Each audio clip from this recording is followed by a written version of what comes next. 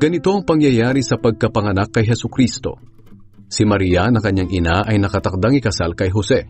Pero bago pa sila ikasal, nalaman ni Maria na buntis siya sa pamamagitan ng banal na Espiritu.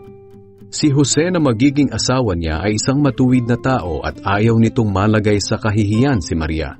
Kaya ipinasya niyang hiwalayan na lang si Maria ng palihim.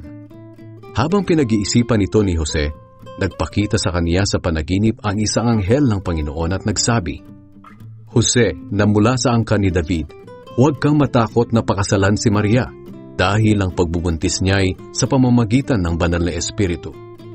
Manganganak siya ng isang lalaki at pangangalanan mo siyang Jesus dahil ililigtas niya ang kanyang bayan sa kanilang mga kasalanan." Nangyari ang lahat ng ito upang matupad ang sinabi ng Panginoon sa pamamagitan ng propeta. Magbubuntis ang isang birhen at manganganak ng isang lalaki.